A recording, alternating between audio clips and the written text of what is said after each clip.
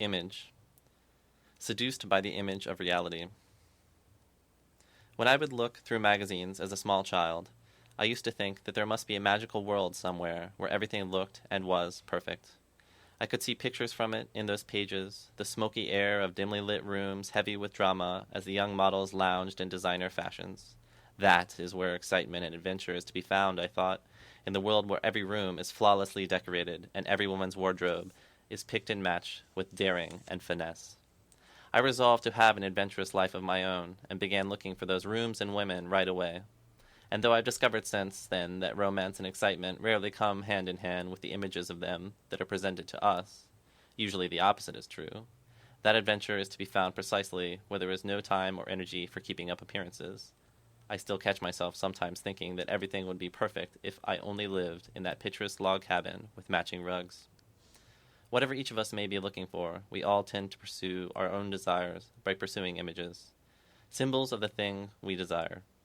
We buy leather jackets when we want rebellion and danger. We purchase fast cars not for the sake of driving at high velocities, but to recapture our lost youth. When we want to live in a different world, we buy political pamphlets and bumper stickers.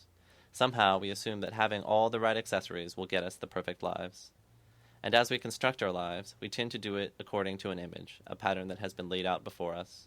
Hippie, businessman, housewife, punk. Why do we think so much about images today, rather than concentrating on reality, on our lives and emotions themselves? One of the reasons that images have attained so much significance in this society is that, unlike activities, images are easy to sell. Advertising and marketing, which are designed to invest products with a symbolic value that will attract customers, have transformed our culture. Corporations have been spreading propaganda designed to make us believe in the magic powers of their commodities for generations now. Deodorants offer popularity, soda offers youth and energy, jeans offer sex appeal. At our jobs, we exchange our time, energy, and creativity for the ability to buy these symbols, and we keep buying them, for of course no quantity of cigarettes can really give anyone sophistication. Rather than satisfying our needs, these products multiply them. For to get them, we must sell our lives away.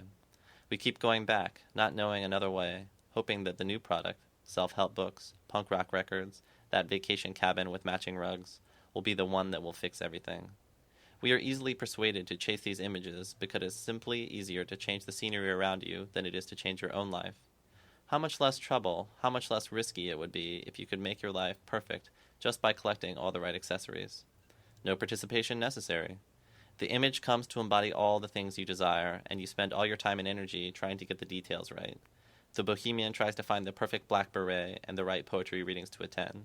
The frat boy has to be seen with the right friends, at the right parties, drinking the right beers, and wearing the right informal dress shirts, rather than pursuing the desires themselves. For it is easier to identify yourself with a prefabricated image than to identify exactly what you want in life. But if you really want adventure, an Australian hunting jacket won't suffice. And if you really want romance, dinner and a movie with the most popular girl at your school might not be enough. Fascinated as we are by images, our values have come to revolve around a world we can never actually experience. There's no way into the pages of the magazine. There's no way to be the archetypical punk or the perfect executive. We're trapped out here in the real world forever. And yet we keep looking for life in pictures, in fashions, in spectacles of all kinds, anything we can collect or watch instead of doing. We look for life in the image of life. Watching from the sidelines. The curious thing about a spectacle is how it immobilizes the spectators. Just like the image, it centers their attention, their values, and ultimately their lives around something outside of themselves. It keeps them occupied without making them active. It keeps them feeling involved without giving them control. You can probably think of 1,000 different examples of this. Television programs, action movies, magazines that give updates on the lives of celebrities and superstars, spectator sports, representative democracy, the Catholic Church. A spectacle also isolates the people whose attention it commands. Many of us know more about the fictitious character of popular sitcoms than we know about the lives and loves of our neighbors. For even when we talk to them, it is about television shows, the news, and the weather. Thus, the very experiences and information that we share in common as spectators of the mass media serve to separate us from one another. It is the same at a football game. Everybody watching from the bleachers is a nobody, regardless of who they are. They may be sitting next to each other, but all eyes are focused on the field. If they speak to each other, it is almost never about each other, but about the game that is being played before them. And although football fans cannot participate in the events of the game they are watching, or exert any real influence over them, They attach the utmost importance to these events and associate their own needs and desires with the outcome in a most unusual way. Rather than concentrating their attention on things that have a real bearing on their desires, they reconstruct their desires to revolve around the things they pay attention to. Their language even conflates the achievements of the team they identify themselves with their own actions. "We scored a goal! We won!" shout the fans from their seats and sofas. This stands in stark contrast to the way people speak about the things that go on in their own cities and communities. "They're building a new highway," we say about the new changes in our neighborhood. "What will they think of next?" we say about the latest advances in scientific technology. Our language reveals that we think of ourselves as spectators in our own societies, but it's not they, the mysterious other people, who have made the world the way it is. It is we, humanity ourselves. No small team of scientists, city planners, and rich bureaucrats could have done all the working and inventing and organizing that it has taken for us to transform this planet. It has taken and still takes all of us working together to do this. We are the ones doing it, every day. And yet most of us seem to feel that we can have more control over football games than we can over our own cities, our jobs, even our own lives.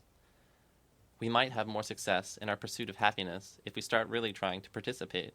Instead of accepting the role of passive spectator sports, society, and life, it is up to each of us to figure out how to play an active and significant part in creating the worlds around us and within us. Perhaps one day we can build a new society in which we all will be involved together in the decisions that affect the lives we lead. Then we will be able to truly choose our own destinies. What's the point of doing anything if nobody's watching?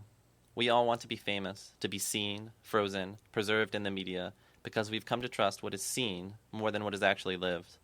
Somehow we've gotten everything backwards, and image seems more real to us than experience. To know that we really exist, that we really matter, we have to see ghosts of ourselves preserved in photographs, on television shows and videotapes, in the public eye. And when you go on vacation, what do you see? Scores of tourists with video cameras screwed to their faces, as if they're trying to suck all of the real world into the two-dimensional world of images, spending their time off, seeing the world through a tiny glass lens. Sure, turning everything that you could experience with all five senses into recorded information that you can only observe from a distance, detached, offers you the illusion of having control of your life. You can rewind and replay them over and over until everything looks ridiculous. But what kind of life is that? What's the point of watching anything if nobody's doing?